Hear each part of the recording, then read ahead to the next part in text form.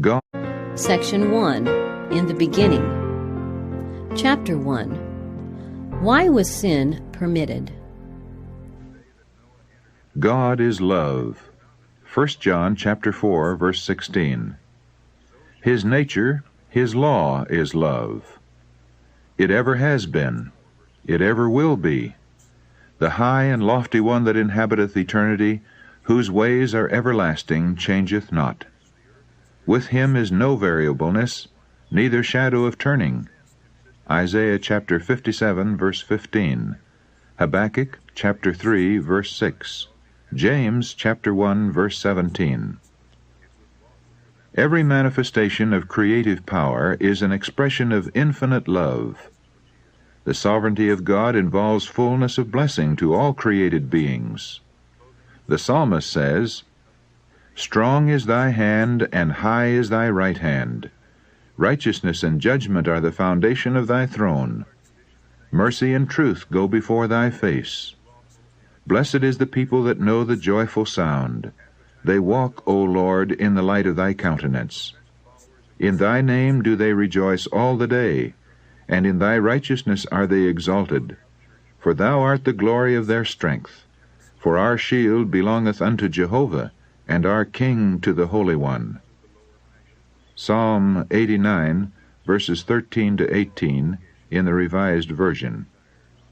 In this text, and in some other Bible quotations used in this book, the word Jehovah is employed instead of Lord, as rendered in the American supplement to the Revised Version.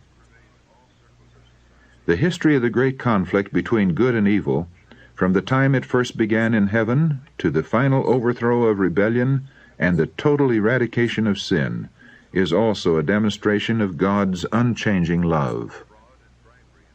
The Sovereign of the universe was not alone in His work of beneficence. He had an associate, a co-worker who could appreciate His purposes and could share His joy in giving happiness to created beings.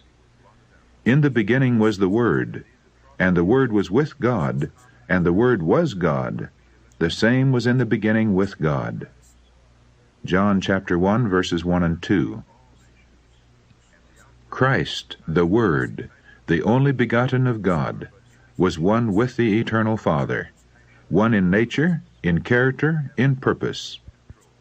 The only being that could enter into all the counsels and purposes of God. His name shall be called Wonderful, Counselor, the Mighty God, the Everlasting Father, the Prince of Peace. Isaiah chapter 9, verse 6. His goings forth have been from of old, from everlasting. Micah chapter 5, verse 2. And the Son of God declares concerning Himself, "The Lord possessed me in the beginning of His way, before His works of old. I was set up from everlasting.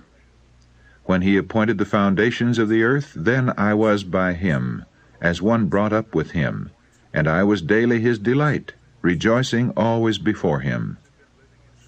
Proverbs chapter 8, verses 22 to 30. The Father wrought by His Son in the creation of all heavenly beings. By Him were all things created, whether they be thrones or dominions or principalities or powers. All things were created by Him and for Him. Colossians chapter 1, verse 16. Angels are God's ministers, radiant with the light ever flowing from His presence and speeding on rapid wing to execute His will. But the Son, the anointed of God, the express image of His person, the brightness of His glory, upholding all things by the word of His power, holds supremacy over them all. Hebrews chapter 1, verse 3. A glorious high throne from the beginning was the place of His sanctuary. Jeremiah chapter 17, verse 12. A scepter of righteousness, the scepter of His kingdom. Hebrews chapter 1, verse 8. Honor and majesty are before Him, strength and beauty are in His sanctuary. Psalm 96, verse 6. Mercy and truth go before His face. Psalm 89, verse 14. The law of God, being the foundation of the government of God, The happiness of all intelligent beings depends upon their perfect accord with its great principles of righteousness. God desires from all His creatures the service of love, service that springs from an appreciation of His character. He takes no pleasure in a forced obedience, and to all He grants freedom of will, that they may render Him voluntary service. So long as all created beings acknowledged the allegiance of love, there was perfect harmony throughout the universe of God. It was the joy of the heavenly host to fulfill the purpose of their Creator. They delighted in reflecting His glory and showing forth His praise. And while love to God was supreme, love for one another was confiding and unselfish. There was no note of discord to mar the celestial harmonies. But a change came over this happy state. There was one who perverted the freedom that God had granted to His creatures. Sin originated with him, who, next to Christ, had been most honored of God and was highest in power and glory among the inhabitants of heaven. Lucifer, son of the morning, was first of the covering cherubs, holy and undefiled. He stood in the presence of the great Creator, and the ceaseless beams of glory enshrouding the eternal God rested upon him. Thus saith the Lord God, Thou sealest up the sum, full of wisdom and perfect in beauty. Thou hast been in Eden, the garden of God. Every precious stone was thy covering. Thou art the anointed cherub that covereth, and I have set thee so. Thou wast upon the holy mountain of God. Thou hast walked up and down in the midst of the stones of fire. Thou wast perfect in thy ways from the day that thou wast created, till iniquity was found in thee. Ezekiel chapter 28, verses 12 to 15. Little by little, Lucifer came to indulge the desire for self-exaltation. The Scripture says, Thine heart was lifted up because of thy beauty. Thou hast corrupted thy wisdom by reason of thy brightness. Ezekiel chapter 28, verse 17. Thou hast said in thine heart, I will exalt my throne above the stars of God. I will be like the Most High. Isaiah chapter 14, verses 13 and 14.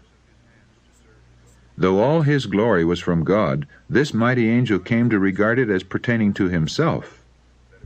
Not content with his position, though honored above the heavenly hosts, he ventured to covet homage due alone to the Creator. Instead of seeking to make God supreme in the affections and allegiance of all created beings, it was his endeavor to secure their service and loyalty to himself. And coveting the glory with which the infinite Father had invested his Son, this prince of angels aspired to power that was the prerogative of Christ alone. Now the perfect harmony of heaven was broken. Lucifer's disposition to serve himself instead of his Creator aroused a feeling of apprehension when observed by those who considered that the glory of God should be supreme. In heavenly council, the angels pleaded with Lucifer. The Son of God presented before him the greatness, the goodness, and the justice of the Creator, and the sacred unchanging nature of his law. God himself had established the order of heaven, and in departing from it, Lucifer would dishonor his Maker and bring ruin upon himself. But the warning given in infinite love and mercy only aroused a spirit of resistance. Lucifer allowed his jealousy of Christ to prevail, and became the more determined. To dispute the supremacy of the Son of God, thus impeaching the wisdom and love of the Creator, had become the purpose of this prince of angels. To this object he was about to bend the energies of that master mind, which, next to Christ's, was first among the hosts of God. But he who would have the will of all his creatures free left none unguarded to the bewildering sophistry by which rebellion would seek to justify itself. Before the great contest should open, all were to have a clear presentation of his will, whose wisdom and goodness were the spring of all their joy. The King of the universe summoned the heavenly host before him, that in their presence he might set forth the true position of his Son and show the relation he sustained to all created beings. The Son of God shared the Father's throne, and the glory of the eternal self-existent One encircled both. About the throne gathered the holy angels, a vast unnumbered throng, 10,000 times 10,000 and thousands of thousands. Revelation chapter 5, verse 11. The most exalted angels, as ministers and subjects, rejoicing in the light that fell upon them from the presence of the Deity. Before the assembled inhabitants of heaven, the King declared that none but Christ, the only begotten of God, could fully enter into his purposes, and to him it was committed to execute the mighty counsels of his will. The Son of God had wrought the Father's will in the creation of all the hosts of heaven, and to him, as well as to God, their homage and allegiance were due. Christ was still to exercise divine power in the creation of the earth and its inhabitants. But in all this he would not seek power or exaltation for himself, contrary to God's plan, but would exalt the Father's glory and execute his purposes of beneficence and love. The angels joyfully acknowledged the supremacy of Christ, and prostrating themselves before him, poured out their love and adoration. Lucifer bowed with them, but in his heart there was a strange, fierce conflict. Truth, justice, and loyalty were struggling against envy and jealousy. The influence of the holy angels seemed for a time to carry him with them. As songs of praise ascended in melodious strains, swelled by thousands of glad voices, the spirit of evil seemed vanquished. Unutterable love thrilled his entire being. His soul went out in harmony with the sinless worshippers in love to the Father and the Son. But again, he was filled with pride in his own glory. His desire for supremacy returned, and envy of Christ was once more indulged. The high honors conferred upon Lucifer were not appreciated as God's special gift, and therefore called forth no gratitude to his Creator. He glorified in his brightness and exaltation, and aspired to be equal with God. He was beloved and reverenced by the heavenly hosts. Angels delighted to execute his commands, and he was clothed with wisdom and glory above them all. Yet the Son of God was exalted above him, as one in power and authority with the Father. He shared the Father's counsels, while Lucifer did not thus enter into the purposes of God. Why, questioned this mighty angel, should Christ have the supremacy? Why is he honored above Lucifer? Leaving his place in the immediate presence of the Father, Lucifer went forth to diffuse the spirit of discontent among the angels. He worked with mysterious secrecy, and for a time concealed his real purpose under an appearance of reverence for God. He began to insinuate doubts concerning the laws that govern heavenly beings, intimating that though laws might be necessary for the inhabitants of the worlds, angels being more exalted needed no such restraint, for their own wisdom was a sufficient guide. They were not beings that could bring dishonor to God. All their thoughts were holy. It was no more possible for them than for God himself to err. The exaltation of the Son of God as equal with the Father was represented as an injustice to Lucifer, who, it was claimed, was also entitled to reverence and honor. If this prince of angels could but attain to his true exalted position, great good would accrue to the entire host of heaven, for it was his object to secure freedom for all. But now, even the liberty which they had hitherto enjoyed was at an end, for an absolute ruler had been appointed them, and to his authority all must pay homage. Such were the subtle deceptions that through the wiles of Lucifer were fast obtaining in the heavenly courts. There had been no change in the position or authority of Christ. Lucifer's envy and misrepresentation and his claims to equality with Christ had made necessary a statement of the true position of the Son of God. But this had been the same from the beginning. Many of the angels were, however, blinded by Lucifer's deceptions. Taking advantage of the loving, loyal trust reposed in him by the holy beings under his command, he had so artfully instilled into their minds his own distrust and discontent that his agency was not discerned. Lucifer had presented the purposes of God in a false light, misconstruing and distorting them to excite dissent and dissatisfaction. He cunningly drew his hearers on to give utterance to their feelings. Then these expressions were repeated by him when it would serve his purpose, as evidence that the angels were not fully in harmony with the government of God. While claiming for himself perfect loyalty to God, he urged that changes in the order and laws of heaven were necessary for the stability of the divine government. Thus, while working to excite opposition to the law of God, and to instill his own discontent into the minds of the angels under him, he was ostensibly seeking to remove dissatisfaction and to reconcile disaffected angels to the order of heaven. While secretly fomenting discord and rebellion, he with consummate craft caused it to appear as his sole purpose to promote loyalty and to preserve harmony and peace. The spirit of dissatisfaction thus kindled was doing its baleful work. While there was no open outbreak, division of feeling imperceptibly grew up among the angels. There were some who looked with favor upon Lucifer's insinuations against the government of God.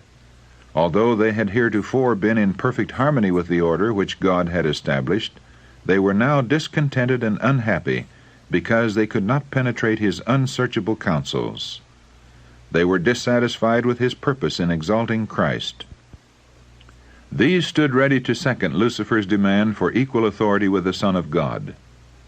But angels who were loyal and true maintained the wisdom and justice of the divine decree and endeavored to reconcile this disaffected being to the will of God. Christ was the Son of God. He had been one with him before the angels were called into existence. He had ever stood at the right hand of the Father. His supremacy, so full of blessing to all who came under its benignant control, had not heretofore been questioned. The harmony of heaven had never been interrupted. Wherefore should there now be discord? The loyal angels could see only terrible consequences from this dissension, and with earnest entreaty they counseled the disaffected ones to renounce their purpose and prove themselves loyal to God by fidelity to his government. In great mercy, according to his divine character, God bore long with Lucifer. The spirit of discontent and disaffection had never before been known in heaven. It was a new element, strange, mysterious, unaccountable. Lucifer himself had not at first been acquainted with the real nature of his feelings. For a time he had feared to express the workings and imaginings of his mind. Yet he did not dismiss them. He did not see whither he was drifting. But such efforts as infinite love and wisdom only could devise were made to convince him of his error. His disaffection was proved to be without cause, and he was made to see what would be the result of persisting in revolt. Lucifer was convinced that he was in the wrong. He saw that the Lord is righteous in all his ways and holy in all his works. Psalm 145, verse 17. That the divine statutes are just, and that he ought to acknowledge them as such before all heaven. Had he done this, he might have saved himself and many angels. He had not at that time fully cast off his allegiance to God. Though he had left his position as covering cherub, yet if he had been willing to return to God, acknowledging the Creator's wisdom, and satisfied to fill the place appointed him in God's great plan, he would have been reinstated in his office. The time had come for a final decision. He must fully yield to the divine sovereignty or place himself in open rebellion. He nearly reached the decision to return, but pride forbade him. It was too great a sacrifice for one who had been so highly honored to confess that he had been in error, that his imaginings were false, and to yield to the authority which he had been working to prove unjust. A compassionate Creator, in yearning pity for Lucifer and his followers, was seeking to draw them back from the abyss of ruin into which they were about to plunge. But his mercy was misinterpreted. Lucifer pointed to the long-suffering of God as an evidence of his own superiority, an indication that the King of the universe would yet accede to his terms. If the angels would stand firmly with him, he declared, they could yet gain all that they desired. He persistently defended his own course and fully committed himself to the great controversy against his Maker. Thus it was that Lucifer, the light-bearer, the sharer of God's glory, the attendant of his throne, by transgression became Satan, the adversary of God and holy beings, and the destroyer of those whom heaven had committed to his guidance and guardianship. Rejecting with disdain the arguments and entreaties of the loyal angels, he denounced them as deluded slaves. The preference shown to Christ he declared an act of injustice both to himself and to all the heavenly host, and announced that he would no longer submit to this invasion of his rights and theirs. He would never again acknowledge the supremacy of Christ. He had determined to claim the honor which should have been given him, and take command of all who would become his followers. And he promised those who would enter his ranks a new and better government, under which all would enjoy freedom. Great numbers of the angels signified their purpose to accept him as their leader. Flattered by the favor with which his advances were received, he hoped to win all the angels to his side, to become equal with God himself, and to be obeyed by the entire host of heaven. Still, the loyal angels urged him and his sympathizers to submit to God, and they set before them the inevitable result should they refuse. He who had created them could overthrow their power and signally punish their rebellious daring. No angel could successfully oppose the law of God, which was as sacred as himself. They warned all to close their ears against Lucifer's deceptive reasoning, and urged him and his followers to seek the presence of God without delay, and confess the error of questioning his wisdom and authority. Many were disposed to heed this counsel, to repent of their disaffection, and seek to be again received into favor with the Father and his Son. But Lucifer had another deception ready. The mighty revolter now declared that the angels who had united with him had gone too far to return, that he was acquainted with the divine law and knew that God would not forgive. He declared that all who should submit to the authority of heaven would be stripped of their honor, degraded from their position. For himself, he was determined never again to acknowledge the authority of Christ. The only course remaining for him and his followers, he said, was to assert their liberty and gain by force the rights which had not been willingly accorded them. So far as Satan himself was concerned, it was true that he had now gone too far to return, but not so with those who had been blinded by his deceptions. To them the counsel and entreaties of the loyal angels opened a door of hope, and had they heeded the warning, they might have broken away from the snare of Satan. But pride, love for their leader, and the desire for unrestricted freedom were permitted to bear sway, and the pleadings of divine love and mercy were finally rejected.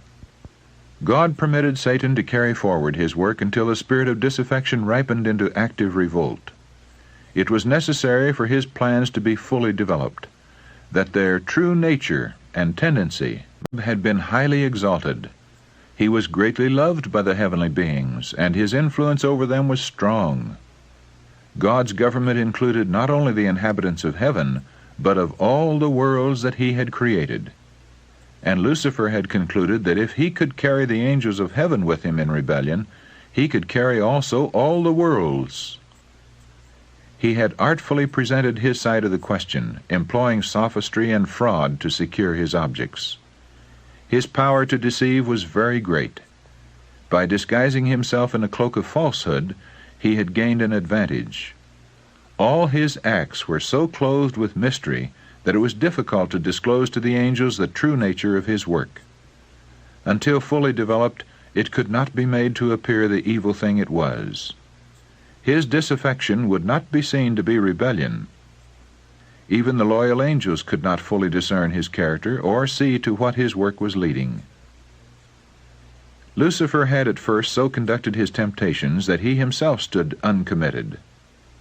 The angels whom he could not bring fully to his side he accused of indifference to the interests of heavenly beings. The very work which he himself was doing he charged upon the loyal angels. It was his policy to perplex with subtle arguments concerning the purposes of God. Everything that was simple he shrouded in mystery, and by artful perversion cast doubt upon the plainest statements of Jehovah. And his high position, so closely connected with the divine government, gave greater force to his representations.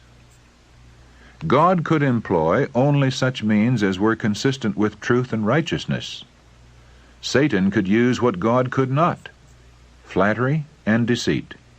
He had sought to falsify the Word of God and had misrepresented his plan of government, claiming that God was not just in imposing laws upon the angels, that in requiring submission and obedience from his creatures, he was seeking merely the exaltation of himself. It was therefore necessary to demonstrate before the inhabitants of heaven and of all the worlds that God's government is just, his law perfect. Satan had made it appear that he himself was seeking to promote the good of the universe. The true character of the usurper and his real object must be understood by all. He must have time to manifest himself by his wicked works.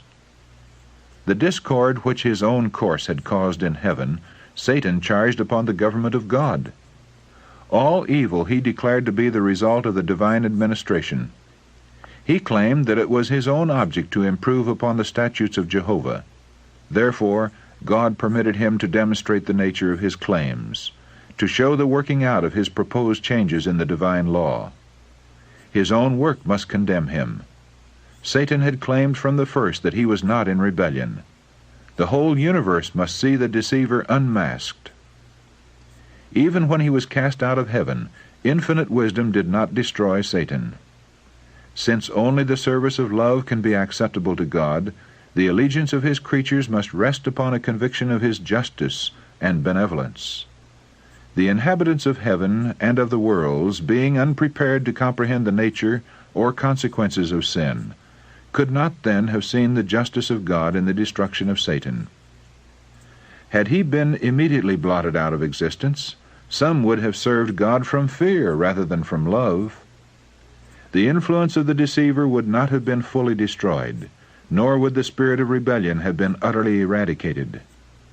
For the good of the entire universe, through ceaseless ages, he must more fully develop his principles, that his charges against the divine government might be seen in their true light by all created beings, and that the justice and mercy of God and the immutability of his law might be forever placed beyond all question. Satan's rebellion was to be a lesson to the universe through all coming ages, a perpetual testimony to the nature of sin and its terrible results. The working out of Satan's rule, its effects upon both men and angels, would show what must be the fruit of setting aside the divine authority. It would testify that with the existence of God's government is bound up the well-being of all the creatures he has made. Thus the history of this terrible experiment of rebellion was to be a perpetual safeguard to all holy beings, to prevent them from being deceived as to the nature of transgression, to save them from committing sin and suffering its penalty. He that ruleth in the heaven is the one who sees the end from the beginning, the one before whom the mysteries of the past and the future are alike outspread, and who, beyond the woe and darkness and ruin that sin has wrought, beholds the accomplishment of his own purposes of love and blessing.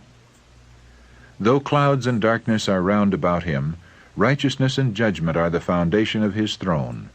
Psalm 97, verse 2, the Revised Version. And this the inhabitants of the universe, both loyal and disloyal, will one day understand. His work is perfect, for all his ways are judgment. A God of truth and without iniquity, just and right is he. Deuteronomy chapter 32, verse 4.